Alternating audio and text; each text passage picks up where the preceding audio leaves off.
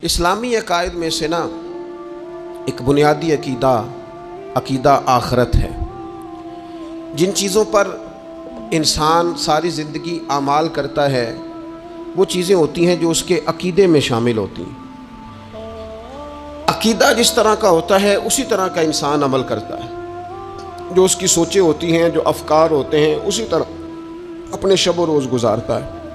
जिन लोगों का अकीदा आखरत मजबूत होता है ना कि हमने अल्लाह की बारगाह में खड़े होना है, हमने उसकी बारगाह में जाके अपने आमाल का हिसाब देना है, अकीदा आखरत मजबूत हो तो लाजमी तौर पर आमाल संवर जाते हैं। इंसान जवाबदही के तसव्वुर के साथ अपने मामलात ज़िंदगी को बार बार सही करने की कोशिश करता है।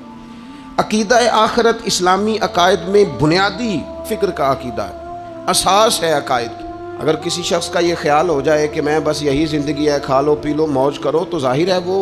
फ़ना का नाम जब रख लेगा ज़िंदगी को और वो दोबारा उठने का कायल ही नहीं होगा, तो वो तो किसी कानून का पाबंद ही नहीं रहेगा,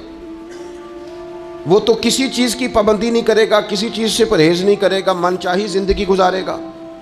अकीदा आखरत, अल्लाह की बारगाह में खड़ा होने का तसव्वुर, ये इंसान को सवार देता है। ये एक ऐसा मुराकबा है जो तज़किया नफ्स कर देता है। इंसान का बातन सवर जाता है, इखलाकियात में तब्दीली आती। फिर कोई कैमरा भी ना लगा हो ना, कोई भी ना देख रहा हो, तो बंदा फिर भी नेक हो जाता है, क्योंकि उसका ख्याल होता है मेरा रब मुझे देख रहा है, सुबह क़यामत में अपने रब की बारगाह में खड़ा किया जाऊँगा। तो अकीदा आखरत की मजबूती, इस तसव्वुर का मजबूत होना उम्मत मुस्लिमा के लिए निहायत ही ज़रूरी है। आप देखिए कुरान मजीद फुरकान हमीद हमारी तवज्जो दिलाता है, और सूरतुल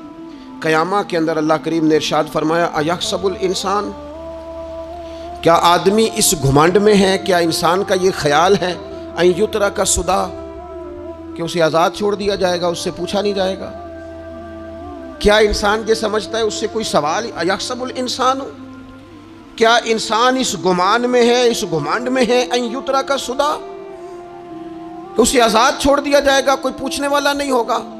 इसे आज़ाद नहीं छोड़ा जाएगा, इस पर पाबंदियाँ हैं, इस पर कुछ कुयूद हैं, इसे कुछ हुदूद बताई गई हैं, इसे एक दायरा कार दिया गया है, इसे बताया गया है कि ये हलाल है, ये हराम है, ये तेरे लिए जायज़ है, ये तेरे लिए जायज़ नहीं है। इस चीज़ की हद तक तू आगे बढ़ सकता है, यहाँ से इस लाइन को तू क्रॉस नहीं कर सकता। उस पर पाबंदियाँ हैं, उन पाबंदियों के बीच रह के वो ज़िंदगी गुजारेगा।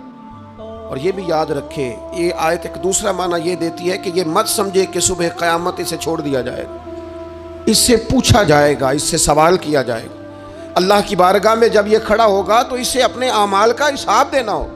लाजमी तौर पर एक अदालत सुबह क़यामत लगेगी, जिस अदालत में मुजरिम पेश होंगे, उन्हें अपने जुर्मों का हिसाब देना है, जालिमों को खड़ा किया जाएगा, उनसे उनके जुल्म के बारे में बात पुरस हो। तो लाजमी तौर पर अकीदा आखरत की मजबूती इंसान को मजबूत करती है, उसके आमाल पर पैरे बैठ जाते हैं, वो फूंक फूंक कर कदम रखता है, सोच कर जुमले बोलता है। वो कोई भी मामला करता है तो उसमें उसका ख्याल होता है कि मैंने दुनिया से चले जाना है, मेरे पास पता नहीं कितना वक्त बचा है, लिहाजा मुझे आखिरत में पेश होना है। अपने मामलात की आसानी के लिए, वहाँ की आसानी के लिए मैं यहाँ थोड़ा सोच समझ के चलूँ। रब फरमाता है तुझे ऐसे ही आज़ाद नहीं छोड़ा जाएगा, आज़ाद पंछियों जैसी ज़िंदगी न गुजार, सुबह क़यामत के मामलात को पेश नज़र रख, उस पर गौर कर। ये तसव्वुर घर के बाहर भी पूरा मजबूत होना चाहिए और घर के अंदर भी पूरा मजबूत होना चाहिए। इंसान अपने मालिक से डरे और क़यामत के दिन उसकी बारगाह में हाजिरी का यकीन रखे, और वो याद रखे कि यहाँ जो कुछ, वो देखे ना, बच्चों को उस्ताद पढ़ाता है, मेहनत कराता है, अगर बच्चे नहीं पढ़ते तो डांटता भी है, समझाता भी है, कायल भी करता है, और जब वो आखिरी बात करता है तो फिर वो पता क्या कहता है, चलो ठीक है, अगर ना पढ़ोगे तो इम्तिहान तो आना ही है ना, रिजल्ट तो आना है, पेपर में बैठोगे नहीं आएगा, फेल हो जाओगे। ये लास्ट पर ये बात ज़रूर होती है, ये इम्तिहान देने का तसव्वुर और इम्तिहानी सेंटर में जाने का ख्याल तालिब इल्म को मजबूर करता है कि मैं असबाग तैयार करूं, मैं बार बार इस पर गौर करूं, मैं किताब को समझूं, मैं इसको हल करूं चीज़ों को, ताकि जब मैं मरकज़ में जाऊं पर्चा देने के लिए इम्तिहानी सेंटर में तो फिर मुझे परेशानी कोई ना हो। बस समझाने के लिए बात अर्ज़ है کہ یہاں لوگوں کو بتایا جاتا ہے، قائل کیا جاتا ہے یہ حلال ہے، یہ حرام ہے، یہ تیرے لیے ٹھیک نہیں ہے، یہ تیری حدود ہیں، یہ تیرے قیود ہیں، یہ تیرا دائرہ کار ہے، لیکن اگر پھر بھی کوئی بندہ باز نہ آئے، پھر بھی کوئی شخص باز نہ آئے، تو پھر اس کو کہا جائے گا صبح قیامت اللہ خود حساب لے لے گا، پھر تجھے مالک اپنے سامنے کھڑا کرے گا، ثم لتسألن یومئذ عن النعیم، پھر وہ تجھ سے ایک ایک نعمت کے بارے میں سوال کر لے گا، پھر تجھے جواب دینا ہوگا۔ تو اس تصور کو اپنی زندگی میں لاگو کریں کہ ہم نے مرنا ہے، اللہ کی بارگاہ میں جان، اس تصور کو پوری طور پر طاری کریں اپنے ذہنوں میں۔ یہ جو رسمی سی بات ہے نا، پتہ نہیں کب چلے جانا ہے، جو جانے والے ہوتے ہیں ان کی کوئی تیاری بھی ہوتی ہے، جن کو پتہ ہوتا ہے نا وہ رمضان المبارک میں نا کئی دفعہ ایسا ہوتا ہے کہ ٹکٹیں نہیں مل رہی ہوتی اور عمرے کے ویزے لگ چکے ہوتے ہیں، تو ایجنٹ کہہ دیتے ہیں جانے والوں کو کہ تیاری رکھنا، کسی وقت بھی میرا فون آ جائے گا، تو لوگوں نے بیگ باندھ لیے ہوتے ہیں، سامان تیار کر لیا ہوتا ہے، سارے انتظامات کر کے رکھے، کیوں کہ پتہ نہیں کس وقت بلاوا آ جائے گا۔ تو روز کہتا ہے پتہ نہیں اللہ کی جانب سے کس وقت بلاوا آ جائے گا، پھر اپنی تیاری بھی تو یار کچھ بتانا، میں بھی بتاؤں آپ بھی بتائیں، پھر ہم اپنے آپ سے یہ بھی تو سوال کریں نا کہ جہاں اچانک جانا پڑے اس کے لیے تیاری ہوتی ہے، ہماری تیاری کیا ہے اگر اچانک جانے پڑے اس کی بارگاہ میں، کیا تیاری؟ روز دیکھ رہے ہیں نا، کچھ لوگ روڈ پہ چڑھے تھے پہنچ نہیں سکے، ہاسپٹل گئے تھے پہنچ نہیں سکے، کچھ لوگ کسی فیلڈ میں کام کر رہے تھے ڈگری نہیں مل سکی، جا ہی نہیں سکے، وقت آ گیا۔ تو اگر وہ ٹائم آ جاتا ہے اس کی بارگاہ میں حاضر ہونا پڑ جاتا ہے، تیاری کیا ہے؟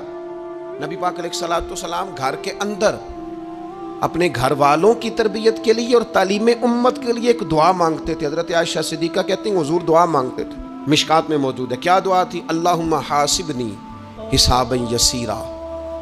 اے اللہ ذرا حساب آسان کر کے لینا۔